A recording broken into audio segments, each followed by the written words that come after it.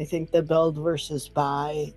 It's the perspective that you can come to different conclusions based on where you are sitting and what perspective you have of the tech or the business. And I think just like a bit of like a background on Oscar and why they ended up building so many things. We needed outputs. We needed outcomes. We needed tests running. We needed to verify quality. We needed to expand that across all teams. True.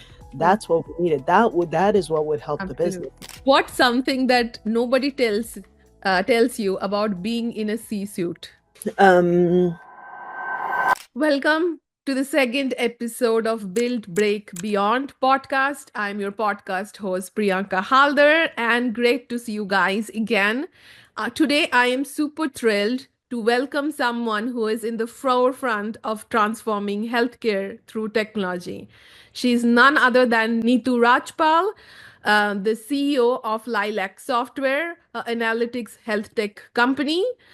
She used to be the chief technology officer for Oscar Health. That's where I met her and worked with her in her leadership team.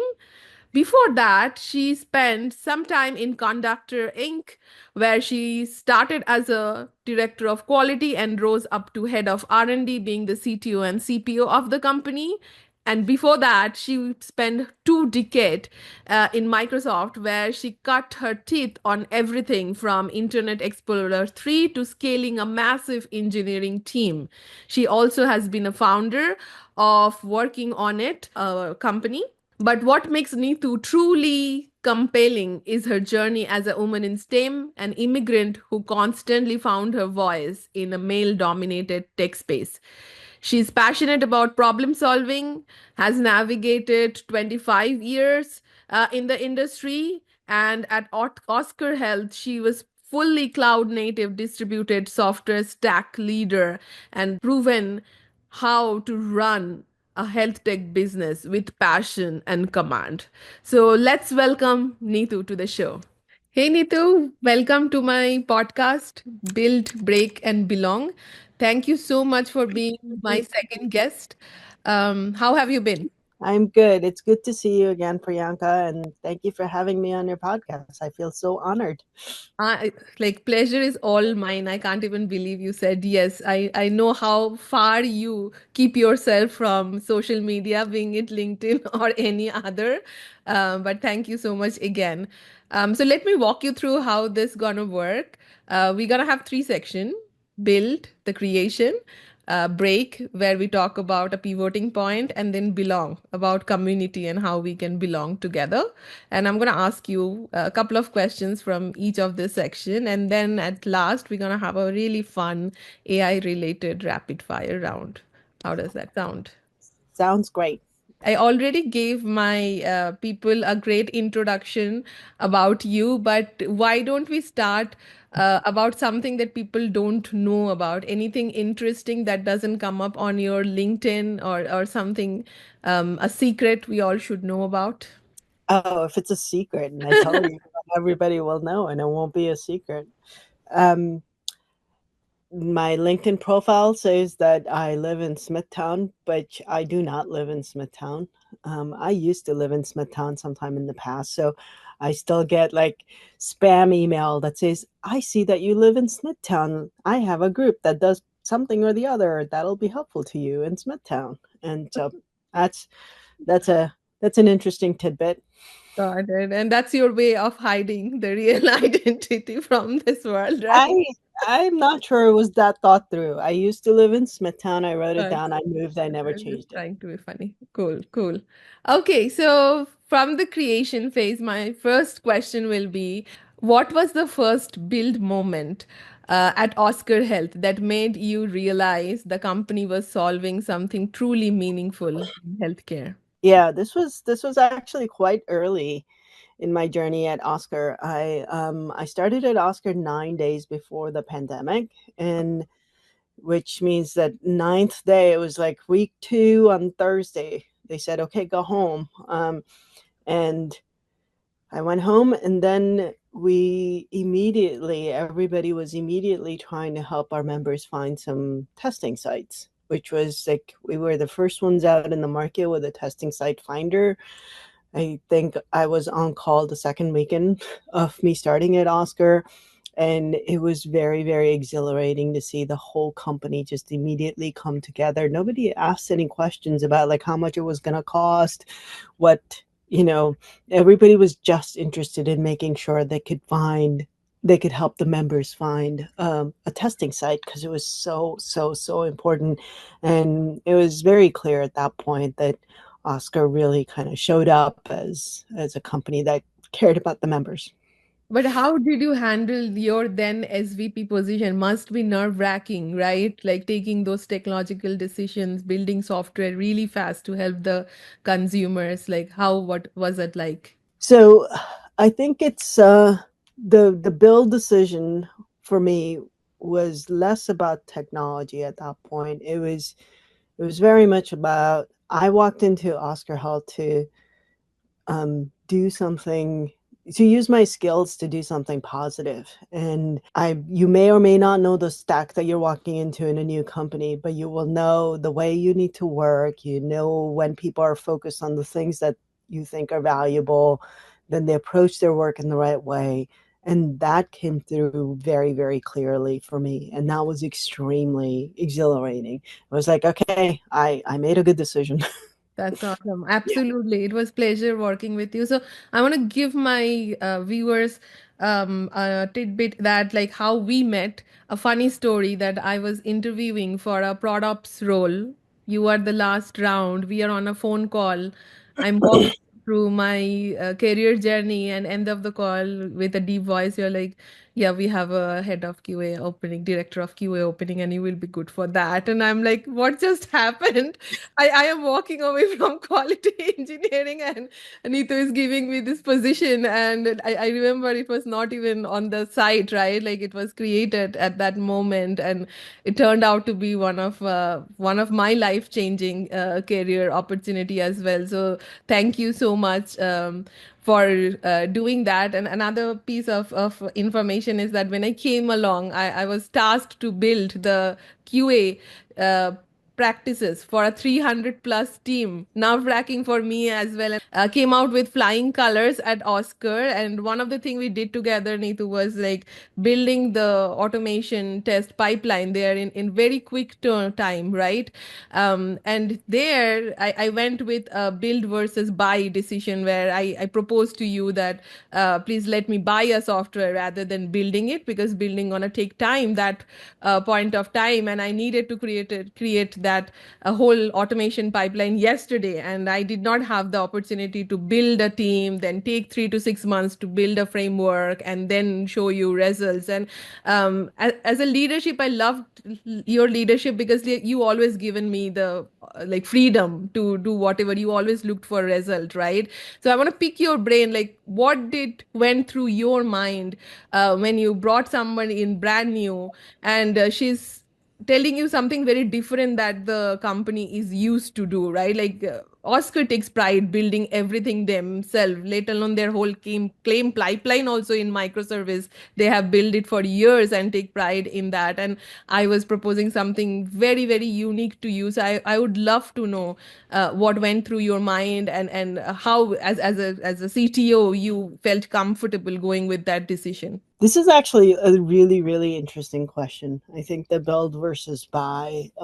It's the perspective that you can come to different conclusions based on where you are sitting and what perspective you have of the tech or the business. And I think just like a bit of like a background on Oscar and why they ended up building so many things. I think the one point of view is like Oscar had a whole bunch of really great engineers who wanted to build things, so of course they built it. That I think is one perspective, but let's put that in context of when Oscar started. Oscar started almost 12 years ago, and maybe a little bit more. And at that time, there were very few off-the-shelf things available that were HIPAA compliant, True.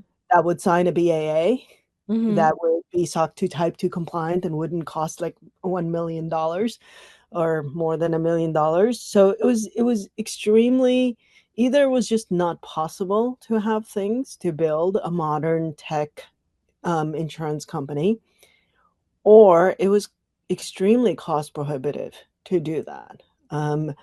And if you're trying to build a modern tech focused insurance company for the purpose of inducing, industry wide change, and you use the exact same tools to do the exact same things that everybody else is doing, you're and going to end up doing the exact same thing as everybody else. So if you're set your sights onto something completely different, then you need different tools. And if those tools aren't available, you go build those tools. So True. um, I've heard a story, and I am inclined to believe it's true, but I wasn't there at the time. Oscar may have been the first company that um, that signed a BAA with AWS. I mean, like, That's a that's the fascinating level of story. things we're talking about, right? Like Right, right. this is why we ended up hosting, you know, our own software quite a bit. Like we hosted our own Jira, we hosted, um, so Exactly. and we Mhm. ended up using tools that, in retrospect, 12 years later, seem like I don't understand why we built all of that stuff. True. Because when it was needed, maybe it wasn't there.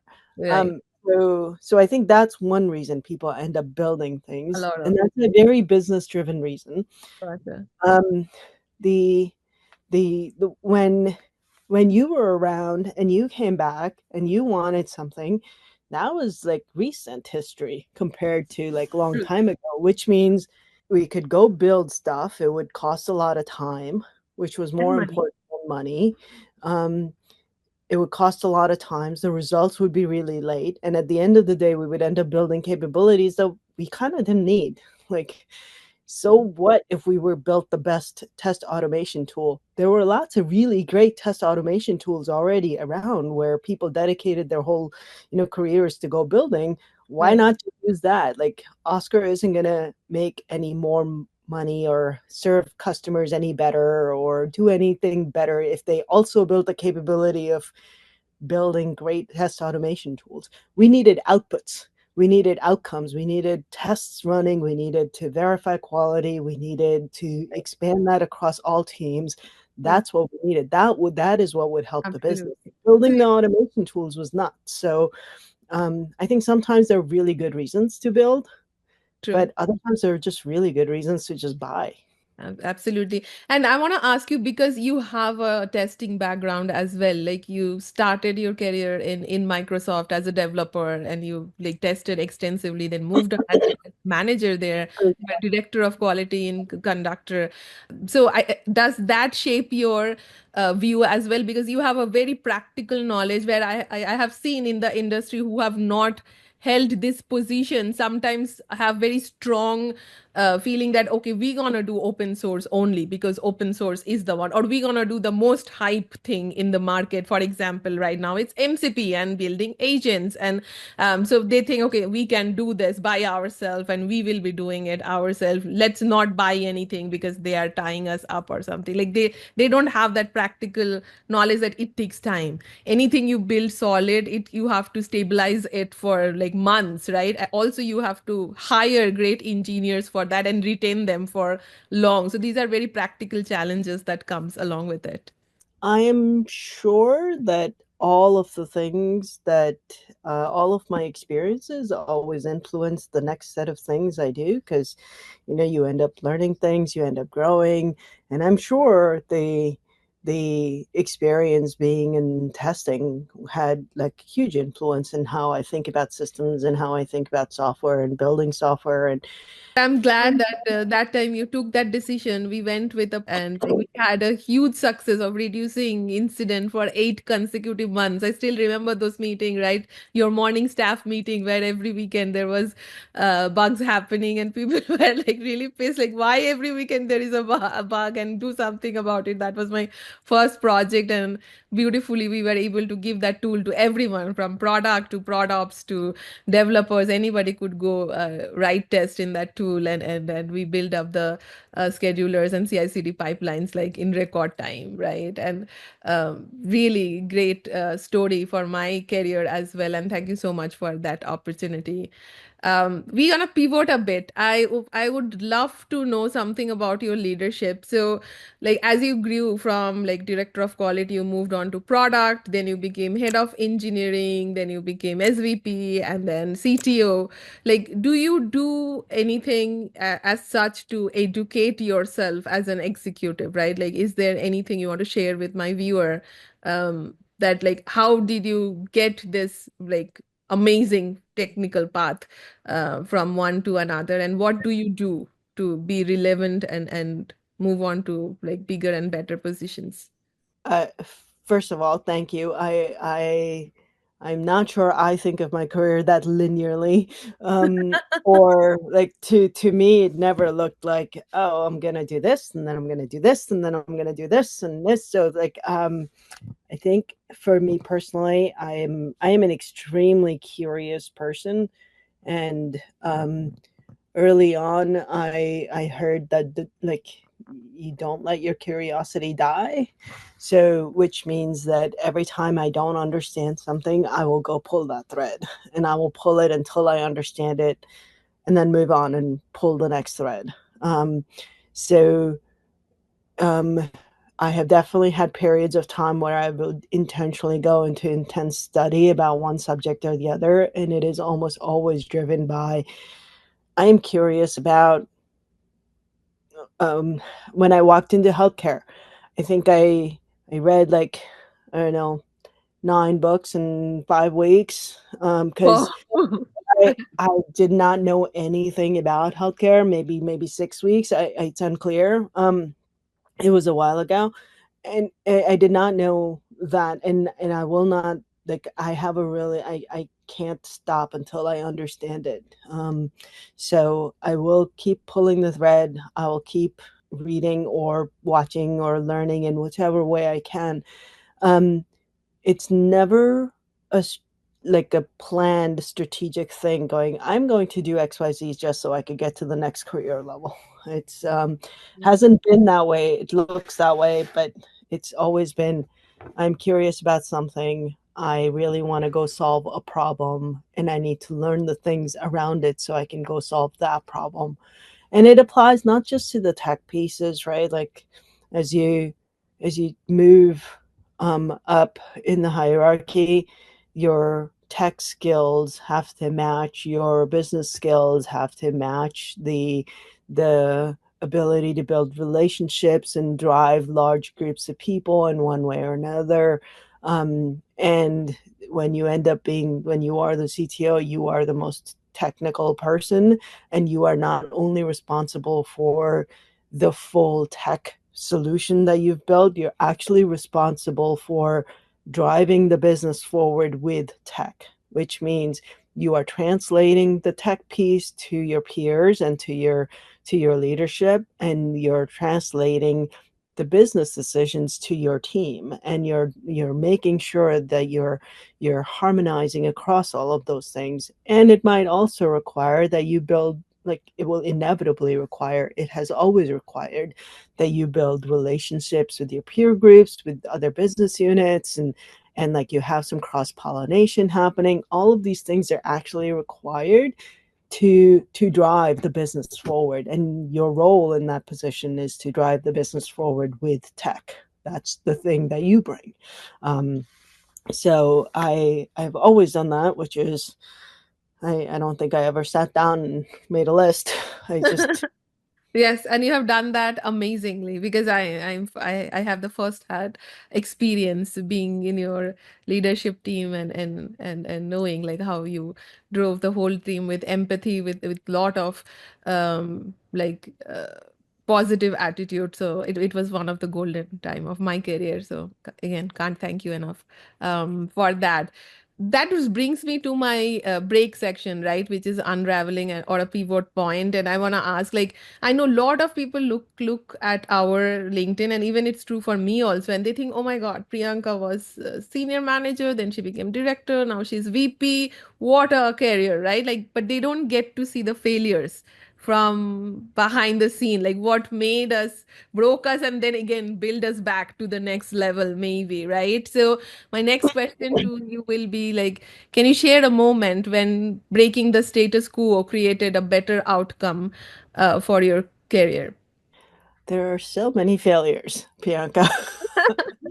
Maybe choose the best one or worst one. um, The best worst one. no, I think you look back and you can probably point at things that were like you failed at your management piece. Maybe you left a person, you hired somebody who maybe wasn't the right fit for the role, and then you let them be in the role for a really long time or longer than you should have, or or a performance review conversation you should have had sooner rather than later, or you push the team down a particular technical track where I distinctly remember asking my team to like move from like this migrate from one set of tech to another set of tech, and I didn't check in often enough, and the project went off rails. And if I had checked in often enough and course corrected on a regular basis,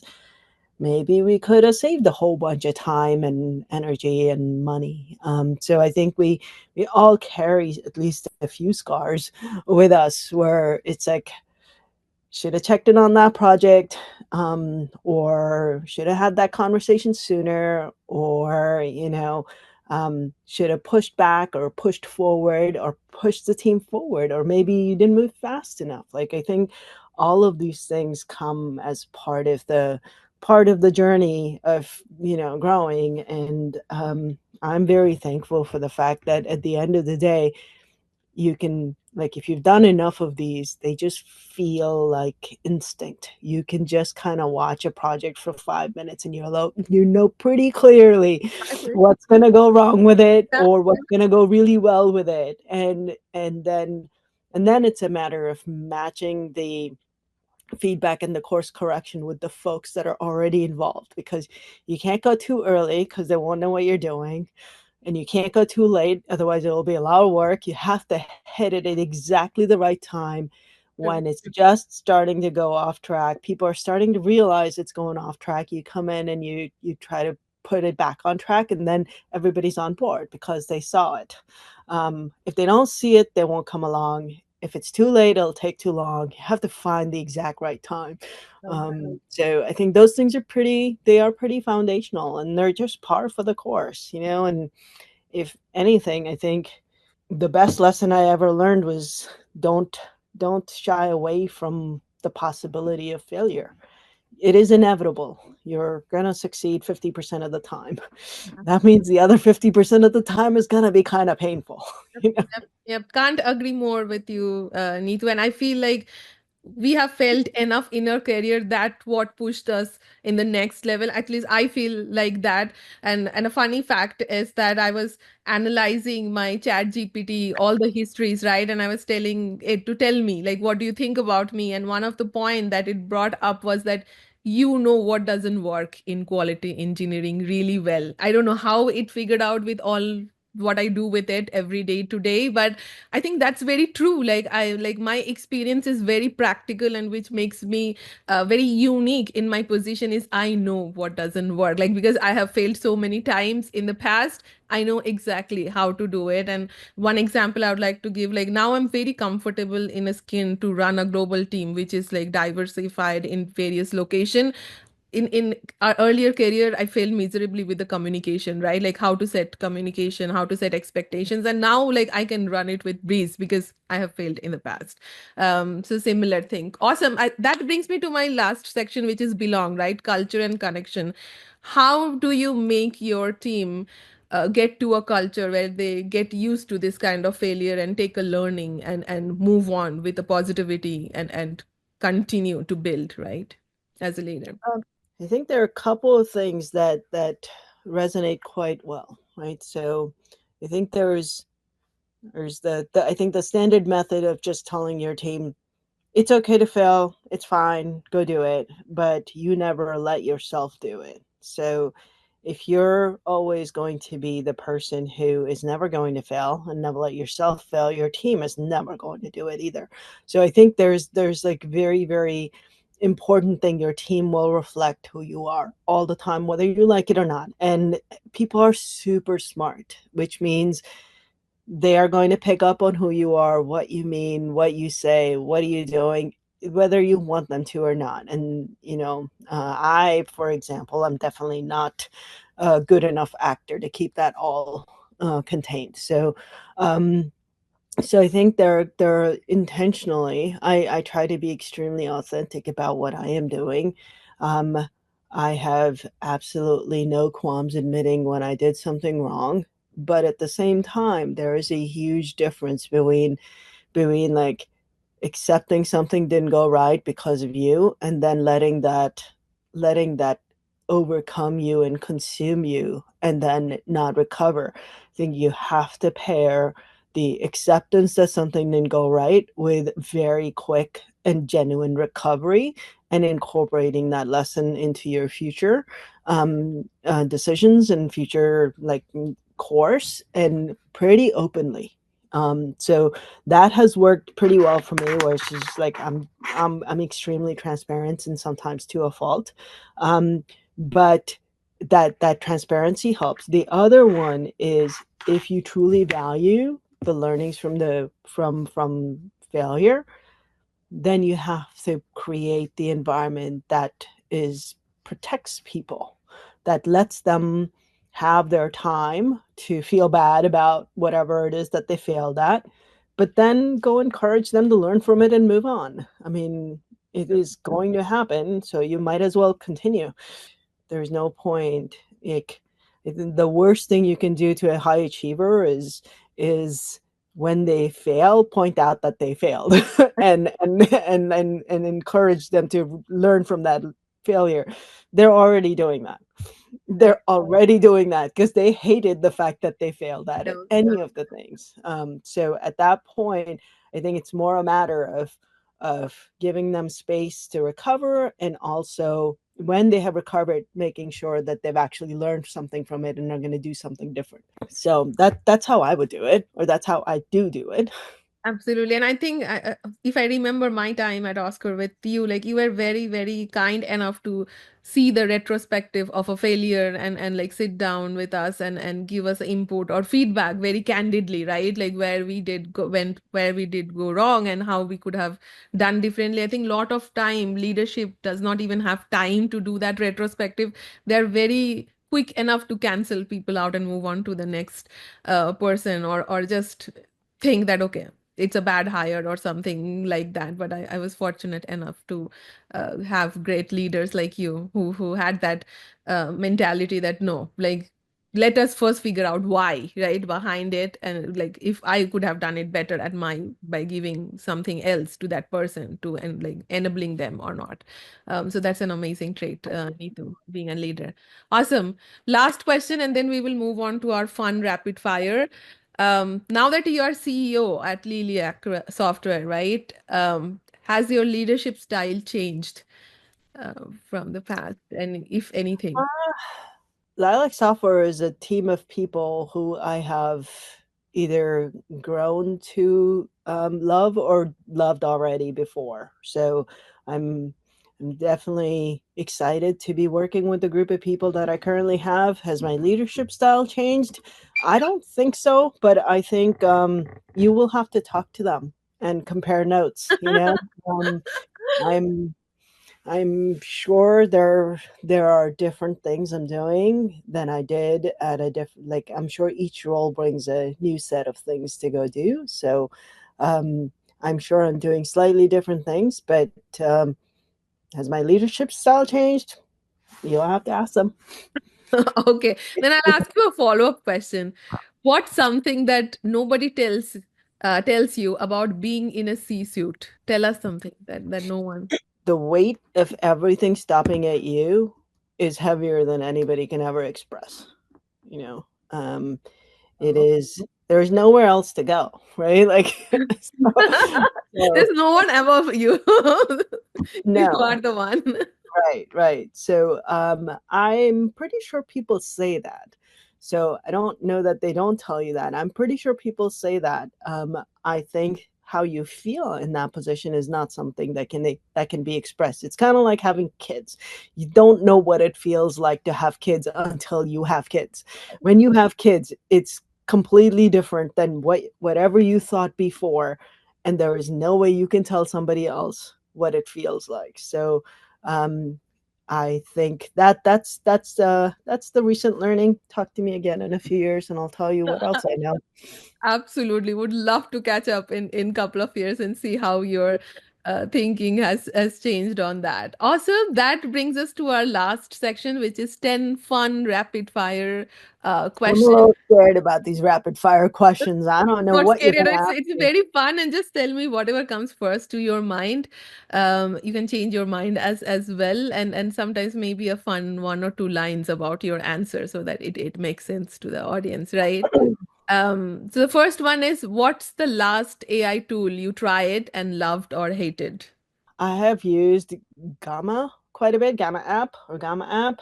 Presentation. Working on decks. I thought it was extremely useful for getting quick decks up and going. I also think that just like most of the other AI tools, when I tried to do something sophisticated or tried to, then it had some outs. But I really appreciated the built-in stuff that it could just do with prompts. That was pretty helpful.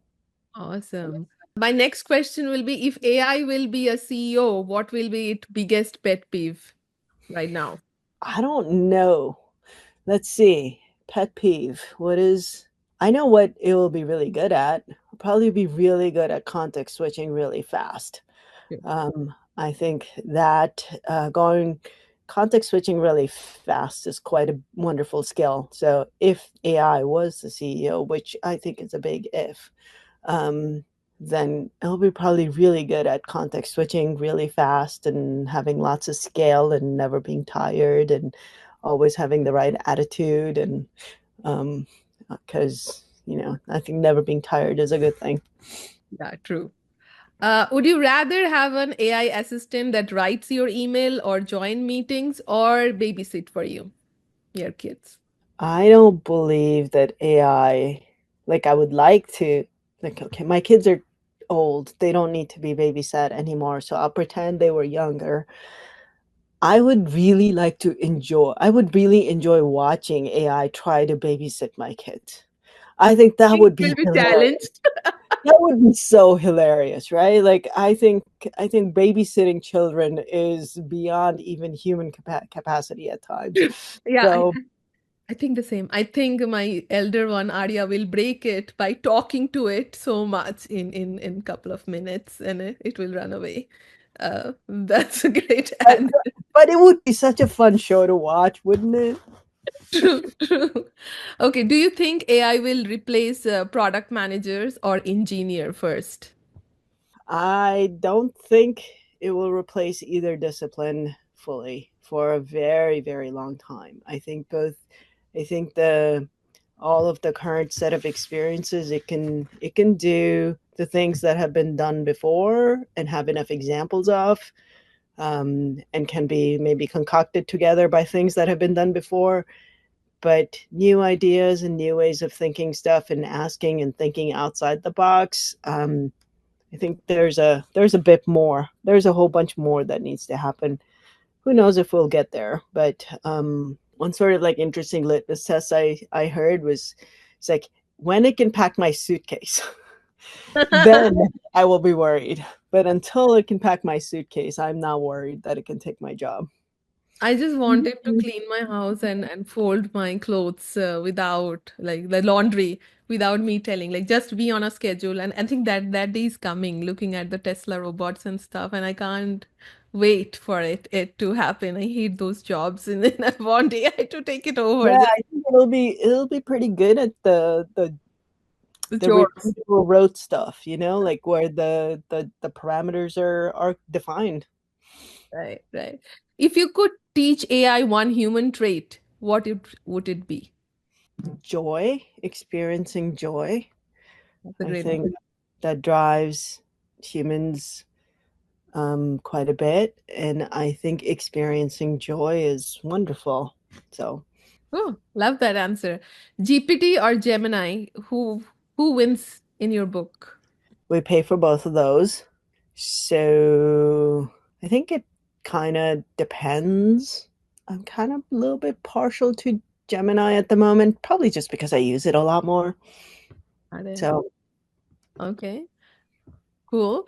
What's one task you secretly hope AI never takes over? probably gardening. Oh, I know I that's your hobby. really, yes, I really really enjoy gardening and growing seeds and vegetables and plants and flowers from seed. And I'd like to keep doing that forever. If AI could build your dream vacation itinerary, where will be the first stop? I would be very surprised if AI could build my dream vacation itinerary, but let's say I'd like to go. There's so many places in the world I would like to go. Let's just start with like Antarctica. I'd like to go to Antarctica. I'd like to go to Patagonia, and there's a very, very, very long list. So we'll get to. Hopefully, AI will get to the top one. It can I analyze your would thought. like to go there, not just make a list to go That's there. I'd actually like to go there. So awesome. Biggest AI fear: misinformation, job loss, or robot uprising? hallucinations without knowing that it's hallucinating. That's I great. think it takes a lot of it takes at the current moment, every time I have it write something, I have it tell me the sources it used, and then I have it review the sources to make sure that it correlates with the thing that it wrote, and I still find mistakes. So I am quite like hallucination is probably my biggest challenge with it at the moment, because if you get something and I can't just trust it, then it's just took me longer to do the same thing. So if I have to review all the work of my junior assistant all the time. Cool. Brings me to the last questions, and I'll let you go after that. I know you're super busy, and thank you for taking the time. So, the last question is, finish the sentence. In 2030, AI will. We'll be very good at doing rote tasks, but we will still be arguing if it can pack your suitcase or not. That was an awesome answer. Thank you so much, Neetu, for spending this time with me. I enjoyed it so much. Any last set of wisdom you want to share with the viewers, with our audience, being at this position? I get inspired by you every day, every moment I interact with you. One thing I want to bring up here is that a lot of people contact me in LinkedIn and say, wow, about my career path. And they say they get inspired by me. But I want to tell everybody, if you have to inspire by someone, Neetu Rajpal, the like legend who has shown that nothing is a barrier. Like you can be a CTO, you can be a CEO. Like you left a CTO job at the prime time and opened your. It takes courage, right? And I'm so fascinated by you. And one more thing that you remind me again and again with your hairstyle and everybody is Indra Nui, which I am a very big fan of, and I feel like I got to touch of her leadership through you. So that's a big deal for me. So Oh, I you're way too kind. You're way too kind. I think Indra Nui lives in a category of her own. absolutely, And she's a legend. she lives in a category of her own. I'm very very thankful for the opportunity to talk with you, Priyanka. I've always admired your style of working and how relentless you are, and you'd always tell me, I can do this. And then you would just go do it. It's like, I could totally do this. I'm like, this is very large. I could do this. Okay, go do it. So I think you yourself are a huge legend, and we all have something to learn from each other. So thank you very much for having me. I had a really great time, and I wish you lots and lots of success with with the podcasts and with all your other adventures. I have no doubt you will do everything you want to do. Thank you so much, Neetu. And again, pleasure is all mine. Thank you so much.